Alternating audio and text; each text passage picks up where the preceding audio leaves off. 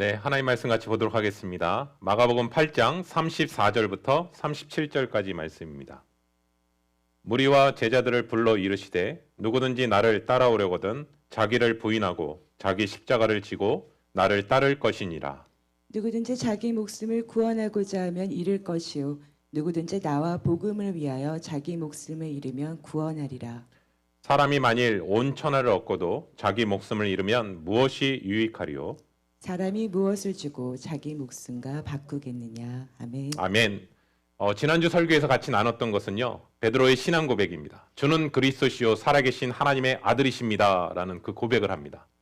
주는 그리스도시요, 이 단어는 이스라엘에서 그동안 기다려왔던 그 메시아, 그 예수님이 메시아가 바로 당신입니다. 그리고 살아계신 하나님의 아들이십니다 라는 이 고백은 성육신하신 하나님의 아들이십니다 라는 것을 베드로가 신앙 고백을 통해서 나누게 됩니다. 여러분 마찬가지인 것 같아요. 오늘 살아가고 있는 우리들에게 있어서, 우리 신앙에 있어서 가장 첫 번째 단추는요, 저는 신앙 고백이라고 믿습니다. 다른 사람들의 하나님이 아닌 나의 하나님을 인격적으로 신앙 고백을 분명히 할 때 그 고백 위에 세워진다라는 것을 우리가 함께 같이 나눴습니다. 베드로의 이 고백을 듣고 예수님이 너무나 기뻐하세요. 우리 성경상에 보시면 예수님이 기뻐하셨던 장면도 참 많이 있지만 그 중에 저는 유난히 예수님이 너무나 기뻐하셨던 장면이 오늘 본문의 이 장면이라고 생각합니다. 이것을 알게 하시는 이는 너의 그 혈육이 아니라 하나님 아버지께서 알게 해주셨다라는 것을 분명히 얘기하시고 그 다음에 비로소 예수님이 이 땅에 오신 목적을 분명히 말씀하십니다. 인자가 많은 고난을 받고 장로들과 대제사장들과 서기관들에게 버림을 받게 될 것이고 죽임을 당하고 3일 만에 다시 일어날 것이다 라는 것을 비로소 가르치기 시작하셨다라고 얘기합니다. 그러니까 신앙 고백한 다음부터 예수님께서 구체적으로 어떤 사역을 하실 것인지에 대한 분명한 것을 가르쳐 주셨다는 것을 보게 됩니다. 우리가 함께 나눈 것처럼 희미하게 보였던 그 맹인 있잖아요. 그냥 한번 치유를 받았을 때 나무가 걸어다닌 것을 희미하게 봤던 그 베드로가 신앙 고백을 통해서 예수님이 누구신지를 발견하게 되고 이제는 예수님께서 구체적으로 어떤 사역을 할 것인지에 대해서 얘기하셨잖아요. 십자가 사역을요. 그런데 베드로는 그 얘기를 듣자마자 예수님을 꾸짖는 장면으로 성경은 펼쳐지고 있습니다. 이때 예수님께서 뭐라고 말씀하시냐면 이렇게 합니다. 사단아 내 뒤로 물러가라. 하나님의 일을 생각하지 않고 너는 사람의 일을 생각하는도다 라고 말씀하시거든요. 그런데 제가 지난주 이 부분을 같이 나누면서 이 부분에 대한 부분에 마태복음에서는 좀 더 자세한 내용이 좀 더 기록되어 있더라고요. 우리 한번 말씀 볼까요? 마태복음 16장 22절부터 23절입니다. 베드로가 예수를 붙들고 항변하여 이르되 주여 그리 마옵소서 이 일이 결코 주께 미치지 아니하리이다. 예수께서 돌이키시며 베드로에게 이르시되 사탄아 내 뒤로 물러가라. 너는 나를 넘어지게 하는 자로다. 내가 하나님의 일을 생각하지 아니하고 도리어 사람의 일을 생각하는도다 하시고. 아멘. 아멘. 저는 22절 말씀을 좀 주목하게 됐어요. 베드로가 예수님 앞에 이렇게 주여 그리하지 마옵소서라고 하면서 그 다음에 뭐냐면 이 일이 결코 주께 미치지 못하나이다 아니하리이다 라고 얘기하거든요. 여러분 사랑하는 성도 여러분, 베드로가 지금 이 말씀, 이 장면이요 창세기에서 사단이 하와에게 말했던 부분이 느껴지지 않나요? 이 뉘앙스가. 하나님은 선악을 알게 하는 나무의 열매를 먹게 되면 너희가 반드시 죽게 될 것이다 라고 얘기하거든요.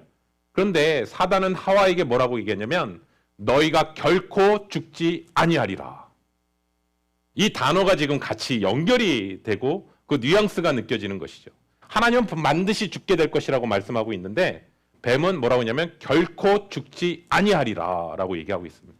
그래서 저는 이 단어 속에서 예수님이 지금 뭘 말씀하셨냐면 내가 어떻게 버림을 받게 되고 죽임을 당하고 3일 만에 일어날 것에 대해서 말씀하고 있는데 지금 뭐라고 얘기냐면 이 일이 결코 주께 미치지 않을 것입니다 라는 것이죠. 여러분 겉에 이 말씀의 문장을 보면 베드로가 예수님을 위하는 것처럼 느껴져요. 아 너무나 예수님을 사랑하니까. 그런데 자세히 보시면요. 하나님 당신의 계획대로 결코 그렇게 되지 않을 것입니다 라고 얘기하는 사단의 음성이라는 것이죠. 그렇기 때문에 여기서 얻을 수 있는 영적 교훈은 무엇이냐? 하나님께서 우리에게 신령한 하나님의 뜻을 우리에게 알려주실 때도 있고요. 사단도 교묘하게 위장해서 사단의 음성을 들려줄 수 있다라는 사실을 다시 한번 깨닫게 되는 것이죠. 그래서 영을 잘 분별하는 것, 우리 신앙인에게 있어서 너무나 중요한 것이고, 그 영을 잘 분별할 수 있는 길은 무엇인가? 하나님의 말씀을 가까이 하며 그 말씀을 묵상하며 하나님의 말씀을 통해서 영적인 분별력이 있어야 된다라는 사실을 우리가 함께 다시 한번 깨닫게 되는 것이죠. 베드로는 아직도 예수님의 놀라운 능력과 예수님의 십자가 사역에 대해서 두 가지를 동시에 볼 수 있는 눈이 없다라는 사실을 성경은 얘기하고 있어요. 이런 제자들의 눈을요, 마저 밝혀주시기 위해 그 맹인의 시야를 다시 한번 안수하셔서 뚜렷하게 온전히 볼 수 있게 하셨던 것처럼 이제는 제자들의 눈을 활짝 열어 예수님의 십자가 사역에 대한 부분들을 오늘 본문에서 다시 한번 얘기하고 있습니다. 저는 오늘 귀한 성도님들에게 특별히 오늘 본문 말씀은요, 우리에게도 동일한 것 같아요. 우리가 바라보는 그 십자가에 대한 그 눈이 과연 어떠한 눈으로 바라봐야 될 것인가, 그 부분을 말씀을 통해서 선명하게 볼 수 있는 우리 귀한 시간이 되기를 예수 그리스도의 이름으로 축원합니다. 우리 말씀 볼까요? 마가복음 8장 34절부터 35절입니다. 무리와 제자들을 불러 이르시되 누구든지 나를 따라오려거든 자기를 부인하고 자기 십자가를 지고 나를 따를 것이니라. 누구든지 자기 목숨을 구원하고자 하면 잃을 것이요 누구든지 나와 복음을 위하여 자기 목숨을 잃으면 구원하리라. 아멘. 아멘. 무리와 제자들을 불러 이르시되 누구든지 나를 따라오려거든 자기를 부인하고 자기 십자가를 지고 나를 따라오노라. 여기서 주목해야 될 단어는 무엇이냐면 예수님은 이 말씀을 단지 제자들에게만 하셨지 않았다라는 거예요. 앞에 보시면 무리와 제자들에게 말씀하셨다라는 거예요. 그러니까 무리나 제자나 주님 앞에 따라올 수 있는 그 길은 열어두셨다라는 거예요. 가끔 우리가 성경을 읽다 보면 무리와 제자들에게 하셨던 말씀 하실 때가 있고요. 사복음서에 보시면 특별히 제자들만 따로 불러서 말씀하실 때가 있어요. 그런데 십자가의 도회만큼은 예수 그리스도의 제자들에게 한정하지 않으시고 무리들에게도 예수 그리스도의 십자가의 도를 분명하게 말씀하셨다라는 사실입니다. 저는 이 자리에 계신 우리 귀한 성도님들 한 분 한 분에게도 이 십자가의 도는 여러분 한 분 한 분에게도 다 들어야 될 하나님의 복음의 메시지라고 생각합니다. 예수님을 따라가는 조건에 있어서 첫 번째는 무엇이냐? 자기 부인입니다. 여러분, 베드로가 예수님을 쫓았던 이유는요, 사실은요, 십자가를 드러내니까요, 자신이 왜 쫓았는지가 드러난 거예요. 십자가를 드러내지 않았으면 계속 감췄을 거예요. 그가 예수님을 쫓았던 이유는 뭐냐면 자기의 영광을 위해서였습니다. 정확하게 얘기하면 자기의 이익을 위해서 쫓았던 것입니다. 세베대의 아들 야고보와 요한 역시도 주님의 영광의 자리를 취하기 위해서 쫓았던 것입니다. 그렇기 때문에 이 말씀을 얘기하시는 가운데서 제자들뿐만 아니라 무리들에게도 동일하게 얘기하시는데 십자가에 대한 부분에 있어서는 제자들이나 무리나 사실 별 차이가 없다라는 사실인 거예요. 그렇다면 질문을 하게 되죠. 자기 부인은 뭘까? 주님이 지금 말씀하고 계시는 자기 부인은 뭘까? 여러분, 사람은요, 누구나 다 자기 중심적입니다. 누구나 내가 사랑받기를 원하고요. 내가 인정받기를 원하고요. 그리고 내가 주목받기를 원하고요. 내가 오히려 섬김을 받기를 원합니다. 그리고 내가 좋은 걸 갖기를 원합니다.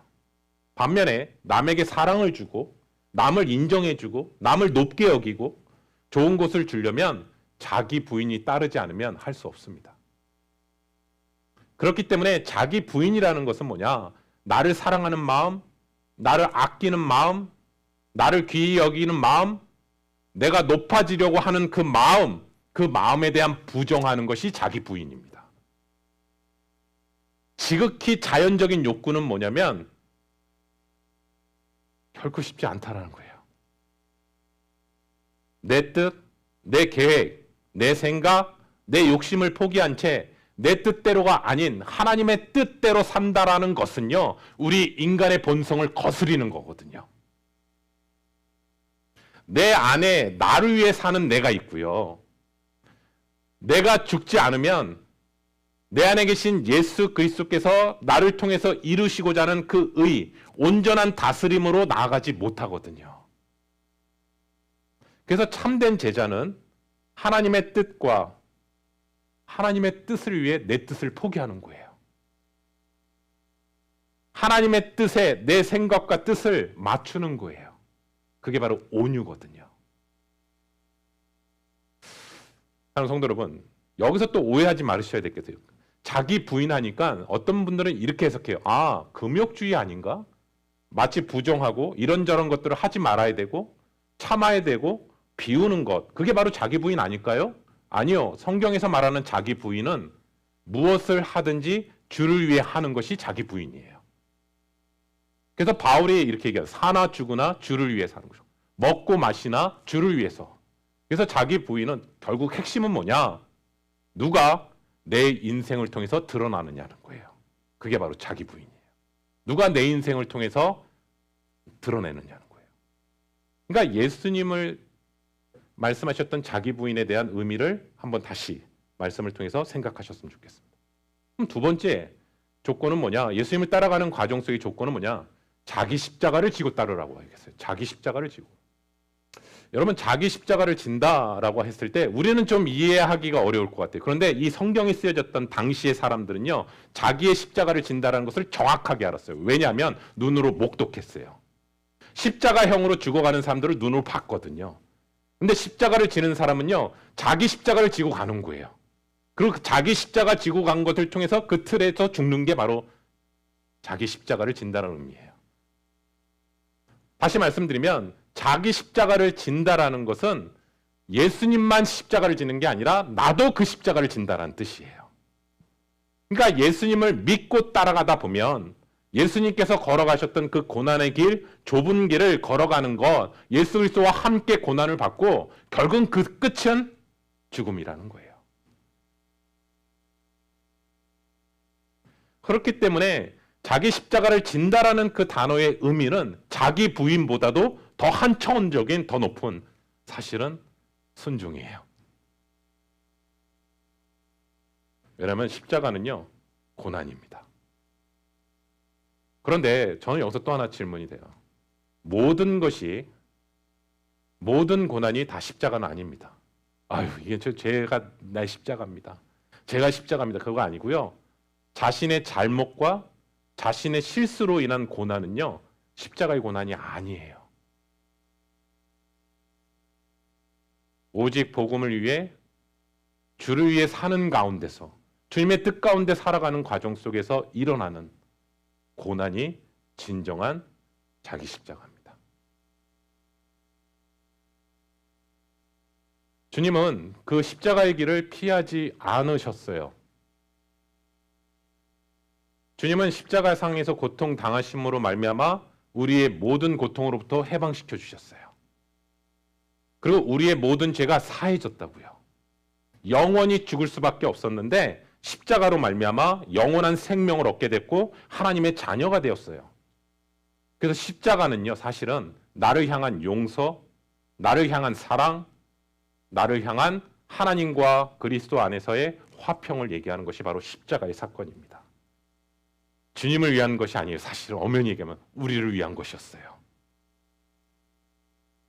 그래서 십자가를 지셨던 그 부분을 사도 바울은 이렇게 표현합니다. 하나님과 동등됨을 취하실 수 있는 분이셨지만 종의 형체를 따라 죽기까지 순종하셨던 그 예수님의 십자가를 의미한다면 우리에게 있어서 나의 십자가를 지고 가라고 했을 때 그 십자가는 무엇인가? 예, 이렇게 표현할 수 있습니다. 자신의 모든 정욕, 죄, 교만, 옛 자아를 십자가에 못 박히고 하나님의 뜻 가운데 순종하라는 것, 그게 바로 우리에게 말씀하신 자기 십자가입니다.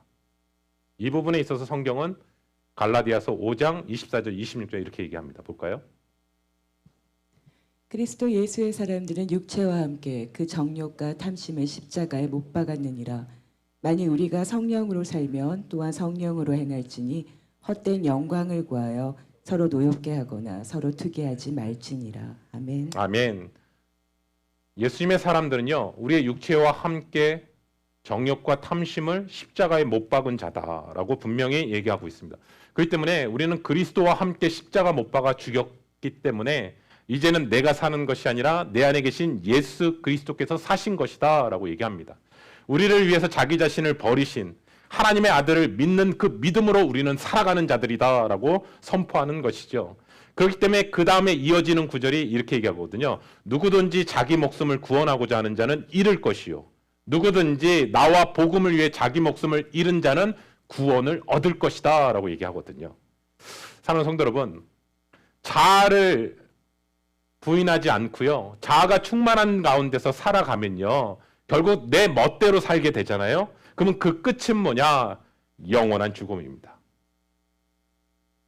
예수님과 복음을 위해서 살아가는 가운데서 성령 충만함으로 살아가지 않게 된다면 결국 우리는 영원한 죽음으로 가게 된다는 것이죠. 그래서 사도 바울이 이렇게 얘기하는 거예요. 갈라디아서 6장 14절의 말씀처럼 십자가 외에는 자랑할 것이 없다라는 거예요. 예. 사랑하는 성도 여러분, 우리는 세상에 속한 사람이 아닙니다. 우리에게 십자가 사건이 없었다면 우리는 세상에 속한 사람이었습니다. 그런데 예수 그리스도로 말미암아 십자가 사건을 말미암아 우리는 세상에 속한 사람들이 아니라 그리스도에 속한 사람들입니다. 우리가 영적으로 거듭났다라는 것은요, 우리가 영적으로 다시 태어났다라는 것은요, 세상에서는 이름이 지어진 거예요. 근데 하나님의 나라에서는 생명책에는 이름이 기록된 사건이에요. 세상은요, 더 이상 우리를 알지 못해요. 왜냐하면 세상에 속해 있지 않기 때문에요. 반면에 똑같이 우리도 세상에 대해서 알 필요가 없어요. 아무 관계가 아니라고요.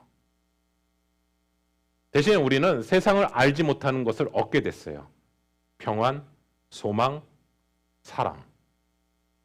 세상 사람들은 하나님 보이지 않는데요. 근데 우리는 하나님이 보여요.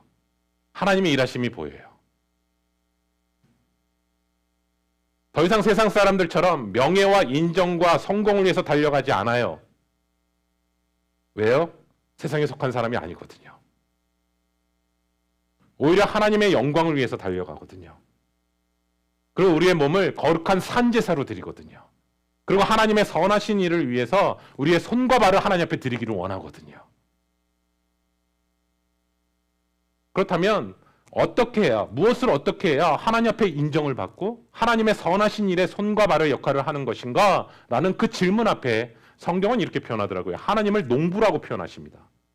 그리고 우리에게 풍성한 성령의 열매를 맺기를 원하시는 분이시다라고 성경은 얘기해요. 우리가 옛 성품을 십자가에 못 박아 죽게 되게 되었을 때 무엇이 일어나게 되냐면요. 성령의 열매를 맺기 시작한다는 뜻이에요.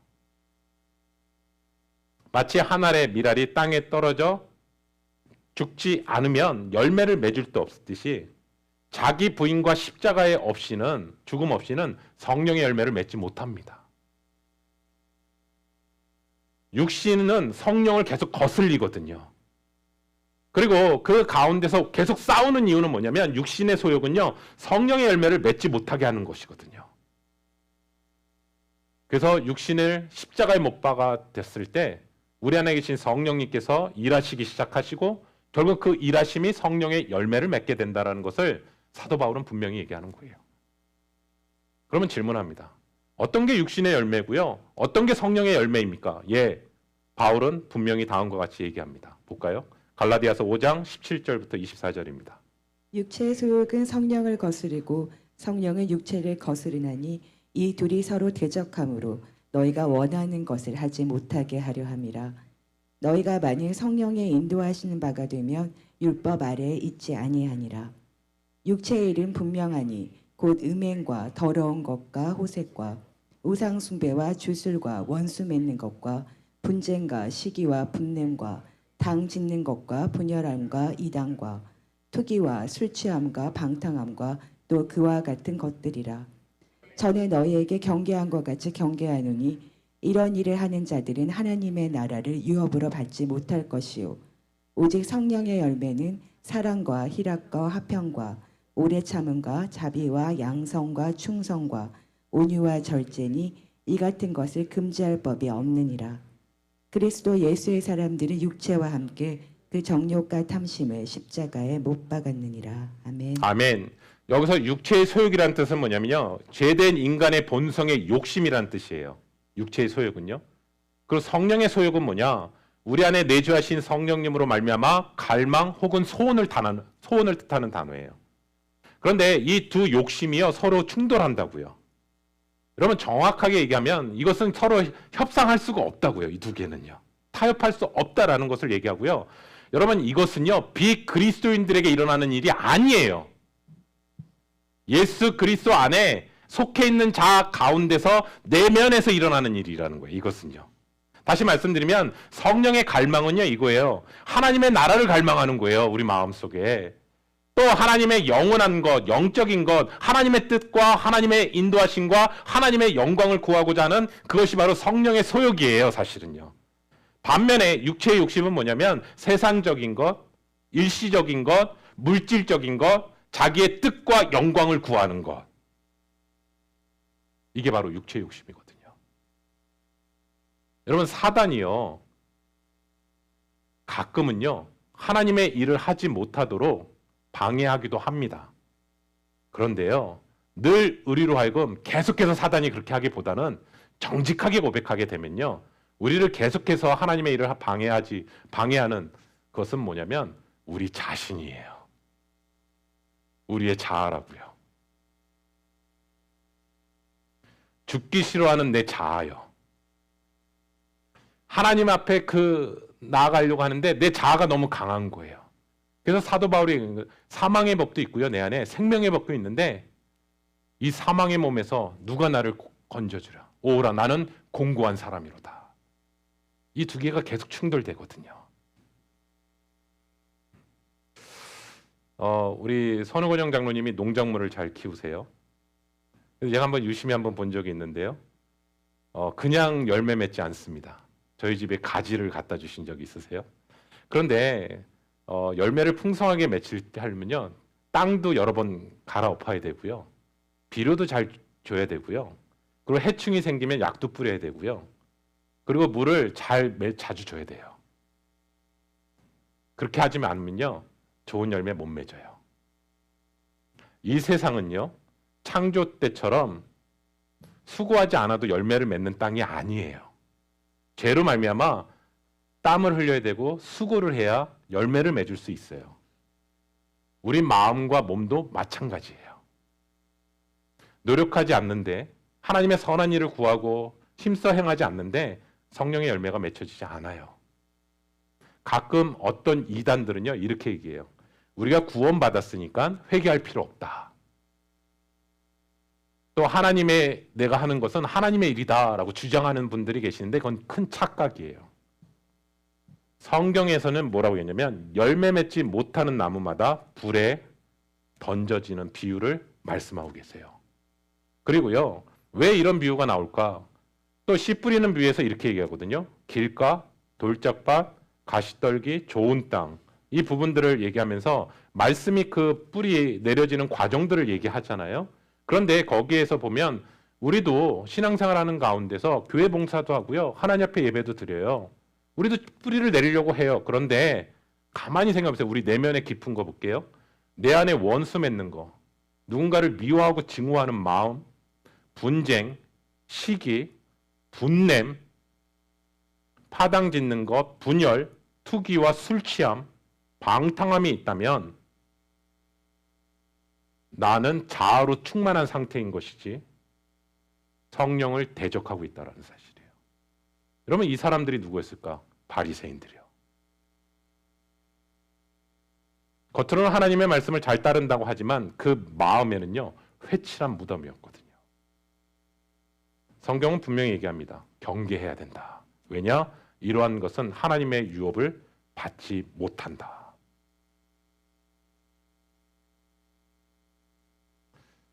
정직하게 고백할게요. 우리가 생명이 있는 한 완전한 자아를 죽이기 어렵습니다. 그런데 내 안에 육신의 열매가 잡초와 같이 쑥쑥 올라올 때가 있거든요. 그때마다 뽑아내셔야 됩니다.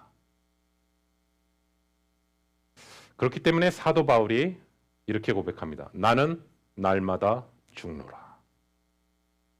여러분 우리의 믿음의 선배분들 중에 처음에는 하나님 앞에 귀하게 쓰임받다가 말년에 이상하게 가는 분들이 사실 많이 있어요. 그럴 때마다 우리는 실망하게 됩니다. 그런데 그 이유는 뭘까? 육신의 열매는요, 계속 올라온다고요. 우리의 자아는요. 근데 저는 사도 바울의 그 비결이 뭐였을까? 끝까지 주님 앞에 흔들림 없이 나갈 수 있었던 것은 나는 날마다 죽노라. 십자가를 통해서 죽는 사건, 더 이상 죄가 나에게 영향을 주지 못하는 사건, 그것을 십자가를 통해서 날마다 고백하는 것이죠. 사랑하는 성도 여러분, 그렇게 죽지 않고서는 하나님의 일을 할 수 없다라고 얘기하는 겁니다. 여러분, 자기를 부인하고 자기 십자가를 지는 가운데서 인내하며 나아갈 때 어떤 일이 일어나느냐? 사랑, 희락, 화평, 오래 참음, 자비, 양성, 충성, 온유, 절제. 이 성령의 9가지 열매가 맺혀지기 시작한다는 거예요. 사랑하는 성도 여러분, 저는 만약에 내 안에 이러한 열매들이 맺혀지지 않는다면 여전히 내가 주인인 겁니다. 하나님이 내 주인이 아니시란 뜻입니다. 내가 주인이라는 것은요, 내가 세상에 속한 자고 그렇고 정말 하나님의 주인이라면 우리는 하나님 나라에 속한 자라는 사실입니다. 따라서 주님은 오늘 다시 한번 우리에게 이렇게 말씀하십니다. 볼까요? 마가복음 8장 36절부터 37절이요. 사람이 만일 온 천하를 얻고도 자기 목숨을 잃으면 무엇이 유익하리요? 사람이 무엇을 주고 자기 목숨과 바꾸겠느냐? 아멘. 아멘. 예수님께서 공생에 사역하시기 전에 사단에게 이끌림을 받아서 시험을 받게 되죠. 성령의 이끌림을 받았다라고 표현하고 있어요. 그런데 그가 사단이 뭐라고 유혹하냐면 만일 내게 엎드려 경배하면 이 모든 것을 내게 주겠다라고 얘기합니다. 여러분, 이게 왜 유혹이냐면요, 십자가 없이 얻는 영광이에요. 예수님은 세상을 얻으러 오신 분이 아니라 사단으로부터 세상을 구원하기 위해서 오신 거예요. 만약에 사단을 숭배하며 얻은 세상은요, 결국은 사단에게 속한 것이죠. 그래서 36절과 37절에 뭐라고 얘기하냐면 자기 목숨을 단어를 표현하는데 육신의 죽음을 얘기하거든요. 여러분, 주님의 세상에 속한 상태로 자아로 충만하게 살다가 죽으면 아무 유익이 없다라고 분명히 얘기하세요. 그러니까 육의 죽음 이후에 뭐가 또 있냐면요, 혼의 영원한 죽음이 있다라는 거예요. 지옥에서 지내게 될 테니까 유익이 절대로 없다라고 얘기하는 것이죠. 여러분, 한번 이 땅 가운데 한시적인 삶에 있어서 우리에게 가장 소중한 게 뭘까? 목숨 아닌가요? 생명 아닌가요? 근데 우리는 쾌락, 돈, 명예, 이것을 누린 걸 너무 좋아하거든요, 이 땅 가운데서. 그런데 그런 것이 잘못됐다라는 것을 얘기하는 것이 아니라 간혹 이민 사회에서 보면요, 이런 사건들이 있어요. 비즈니스에 강도가 들어와서요, 강도와 싸우다가 생명을 잃는 사건이 이민 사회 안에서 비일비재해 있어요. 근데 그 싸우려고 하는 이유는 무엇일까라고 생각해 보면 내가 이길 수 있을 거야, 저 사람 물리칠 수 있을 거야 라는 생각도 한편에 있을 거고요. 또 한편의 생각은 뭐냐면 내가 지킬 수 있어 라는 생각을 갖고 있기 때문에 싸우는 거예요. 내가 어떻게 소중히 갖고 왔던 건데 내가 지킬 거야 라고 하는 거 있어요. 그런데 한번 이렇게 생각해 볼게요. 왼쪽에는요, 돈, 명예, 지위, 내가 좋아하는 것이 있어요. 여기에. 오른쪽에는요, 생명이 있어요. 생명. 어느 것을 선택하시겠습니까? 생명이죠. 생명을 잃으면 이건 아무것도 나에게 의미가 없습니다. 이거를 잃는다 하더라도 생명이 있으면 다시 일어설 수 있는 기회는 있습니다. 이 세상에 누리는 한시적인 생명도요, 이렇게 소중히 여긴다고요. 사실은 딱 클리어하게 분류를 하면요. 그런데 지옥에서의 영원한 죽음과 영원한 생명의 사건에 대해서 천국을 택하지 않을 사람이 누가 있겠습니까? 내가 지킬 수 있을 거야 라고 했을 때 때로는 생명을 잃어버릴 수밖에 없는 사건이 펼쳐질 때가 있는데, 사단은 교묘하게 우리에게 뭐라고 하냐면 이 세상이 전부야. 이 세상 다음은 없어. 근데 아니요, 예수님은 얘기합니다. 이 세상이 전부가 아니야. 하나님의 영원한 나라가 있어. 왜 이 땅의 전부라고 생각할까요? 하나님을 믿지 않기 때문이죠. 주님은 분명히 우리에게 얘기하십니다. 누구든지 제 목숨을 구원하자고 하는 자는 잃어버릴 것이고 누구든지 나를 위하여 복음을 위하여 목숨을 잃으면 찾으리라. 너무나 당연한 말씀이더라고요. 왜냐하면 자기를 목숨을 구원할 수 있는 사람은 없어요. 더 나아가 지옥에서 건져낼 수 있는 사람은 없다고요. 하물며 우리가 주를 위해 살다 보면 주를 위해 죽으면 우리의 목숨은 주님에게 속해 있기 때문에 주님께서 우리를 찾으신다고요. 제가 오늘 이 말씀을 준비하면서 일주일 내내 이렇게 좀 생각하고 건드렸던 장면이 있어요. 우리 성도님들이랑 한번 나눴던 사람인데요. 짐 엘리엇 선교사입니다. 저는 계속 이 문장이 계속 떠오르는 거예요. 오늘 본문 말씀을 읽으면서. 결코 잃어버릴 수 없는 것을 얻기 위해 지킬 수 없는 것을 버리는 자는 결코 어리석은 자가 아니다.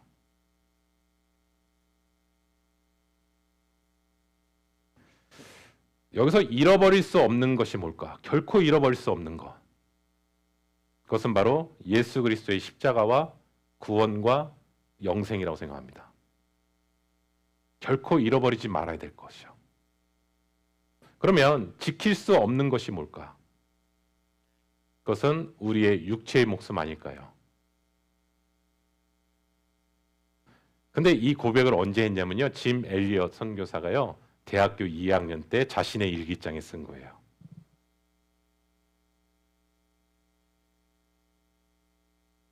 그래서 그의 아내는 에콰도르의 아우카족을 복음을 전하러 갔다가 4명의 친구들과 함께 복음도 제대로 전하기 전에 죽임을 당한 사건이 일어나게 되잖아요. 그랬을 때 한 기자가 질문하거든요. 그 당시에 젊은 정말 장래가 촉망받았던 사람인데 이게 얼마나 헛된 죽음인가, 웬 낭비인가라는 그 질문 앞에 그의 아내가 이렇게 얘기합니다. 그는 전 생애를 이것을 준비했던 사람입니다. 바로 이 시간을 위해서 살아왔던 사람입니다. 그는 하나님께서 주신 자신의 책임을 다 수행하고 생애 목표를 달성하고 죽은 행복한 사람입니다. 사랑하는 성도 여러분, 우리에게도 동일하게 질문하십니다. 믿음으로 살다가 한 알의 미랄처럼 주 안에서 죽어 성령의 풍성한 열매를 맺어 하나님 앞에 나아가기를 주님은 우리에게도 지금 말씀하고 계십니다. 사랑하는 성도 여러분, 이 땅이 전부 아닙니다. 이 땅은 잠시 있는 나그네입니다.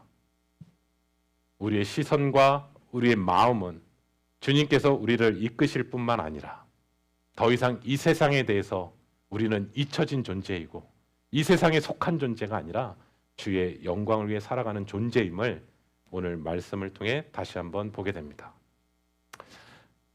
컴패션 하시는 서정인 교수님이 학교 다닐 때 이런 질문을 했던 것을 또 사깁니다.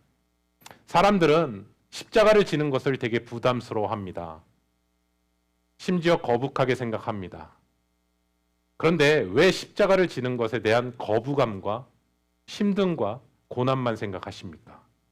십자가를 통해서 주님과 함께, 주님과 가까이 나아가는, 주님과 함께 동행하는, 주님과 더욱더 친밀해지는 그 시간들은 왜 쉽게 놓치려고 합니까? 좁은 길을 걸으며 기뻐할 수 있는 것은 주의 영이 나와 함께 함이라. 그것이 우리의 전부가 되기를 예수 그리스도의 이름으로 축원합니다. 기도하겠습니다. 사랑의 하나님, 오늘 말씀을 통해서 다시 한번 십자가 앞에 서게 됩니다. 우리의 신앙 고백이 분명히 있었음에도 불구하고 주님의 십자가의 길 앞에서는 부담스러워하며 주님의 십자가 앞에서 회피하려고 하는, 때로는 그 십자가를 우리의 말로만 고백하고 정작 삶으로 고백되어지지 못하는 우리의 이중적인 모습이 있음을 고백하게 됩니다. 십자가 앞에서 여전히 우리의 자아가 꿈틀거리며 여전히 세상을 사랑하며 세상의 유혹에 쉽게 물들여져가는 우리의 모습을 다시 한번 발견하게 됩니다. 주님, 주님이 걸어가셨던 그 십자가의 사랑을 다시 한번 눈으로 목독하는 시간이 되게 도와주시고, 죽기까지 순종하셨던 우리에게 영원한 생명을 주시고 분명한 하나님의 나라가 있음을 선포하셨던 그 약속의 사건을 다시 한번 우리의 마음에 새기며, 우리 귀한 성도님들 한 분 한 분에게 정말 귀한 성령의 열매를 맺혀지는 우리 귀한 시간이 되게 도와주시옵소서. 주의 영광을 위해 살아가는 저희가 되게 도와주시고, 주님이 뜻하신 바 주님의 손종 앞에, 믿음 앞에 나아가는 우리 귀한 시간이 되게 도와주시옵소서. 사도 바울이 고백했던 것처럼 십자가 외에는 결코 자랑할 것이 없다라는 이 고백은 사도 바울에게만 고백되어지는 것이 아니라 오늘을 살아가고 있는 저와 우리 귀한 성도님들에게 동일한 고백이 되는 시간이 되기를 원합니다. 십자가를 자랑하게 하여 주시옵소서. 십자가가 능력임을 다시 한번 믿음으로 선포하며 나아가는 우리 귀한 성도님들 한 분 한 분으로 주님 인도하여 주시옵소서. 예수님의 이름으로 기도드립니다. 아멘.